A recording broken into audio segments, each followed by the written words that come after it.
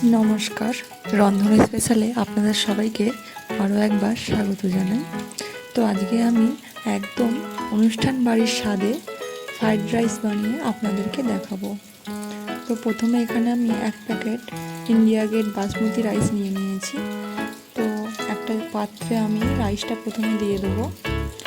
দিয়ে দেওয়ার পর এখানে পরিমাণ মতো একটু জল দিয়ে দেবো। জল দিয়ে আমি 30 মিনিট এই চালটাকে ভিজিয়ে রাখবো।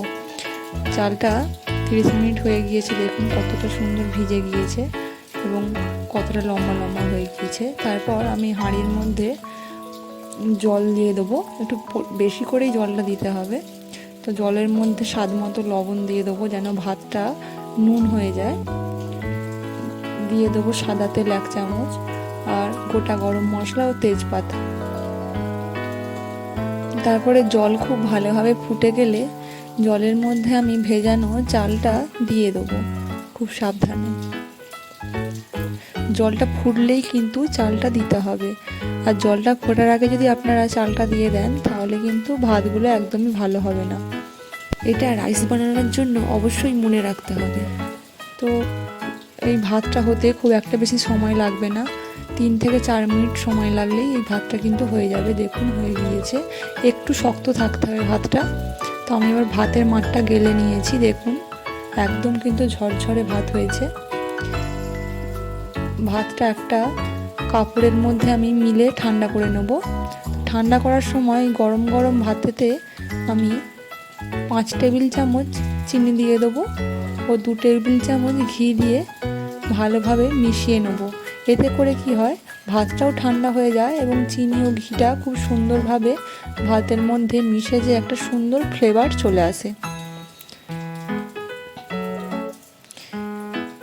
তো ভাতটা খুব সুন্দরভাবে কিন্তু এইভাবে ঠান্ডা করে নিতে হবে। এদিকে আমি কিছু বরবটি ও গাজর কুচিয়ে নিয়েছি।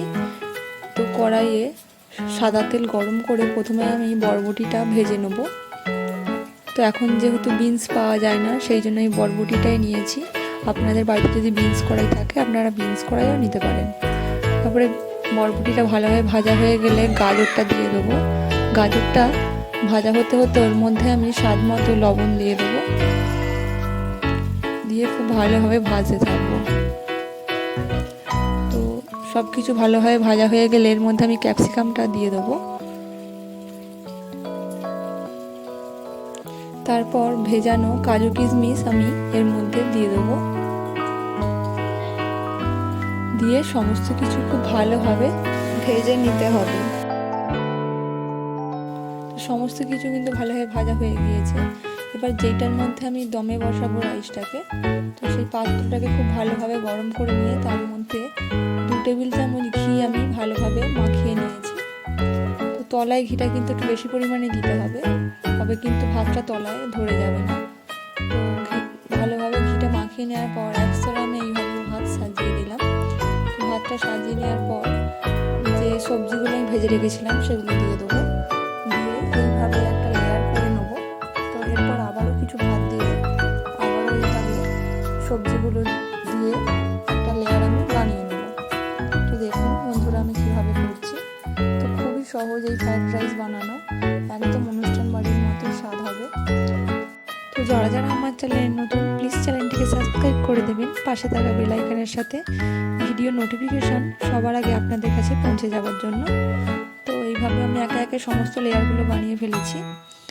এবার শেষের লেয়ারটা আমি বানানোর সময় এইভাবে দেখুন ওপরে ভাত দিয়ে তারপরে যে সবজিগুলো ছিল সেগুলো দিয়ে দিয়েছি এবং কিছু ধনে পাতার পাতাগুলো, শুধু ডাঁটা কিন্তু দিলে হবে না, শুধু পাতাগুলো এইভাবে ওপর দিয়ে ছড়িয়ে দিয়েছি।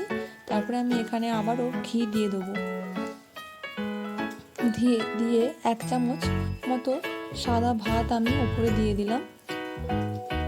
তো দিয়ে খুব ভালোভাবে মিশিয়ে নিয়ে এইভাবে আমি ঢাকা দিয়ে দেবো। তারপরে গ্যাসের মধ্যে একটা তাওয়া আমি বসিয়ে 5 মিনিট মতো গরম করে নিয়েছি। তো গ্যাসের ফ্লেমটাকে একদম লো করে এবার আমি হাঁড়িটা ওর মধ্যে বসিয়ে দেবো। দেখুন বসিয়ে 20 মিনিট কিন্তু এটাকে দমে দিয়ে দেবো। তো 20 মিনিট হয়ে গিয়েছে, দেখুন আমাদের কিন্তু ফ্রাইড রাইসটা একদম রেডি হয়ে গিয়েছে। তো আপনারাও বাড়িতে এইভাবে খুব সহজেই কিন্তু একদম অনুষ্ঠান বাড়ির মতো ফ্রাইড রাইস বানাতে পারেন। তো এইরকম ফ্রাইড রাইসের সঙ্গে যদি মাটন কষা থাকে তো একদমই জমে যাবে বন্ধুরা। তো দেখুন কতটা সুন্দর দেখতে লাগছে এবং রাইসটা কিন্তু একদমই খুব সুন্দর ঝরঝরে হয়েছিল। তো রেসিপিটি কেমন লাগলো বন্ধুরা অবশ্যই কমেন্টে জানাবেন, ভালো লাগলে অবশ্যই একটি লাইক করে দেবেন। আর আজকের ভিডিওটা এখানেই শেষ করছি, দেখা হচ্ছে পরের ভিডিও। ধন্যবাদ।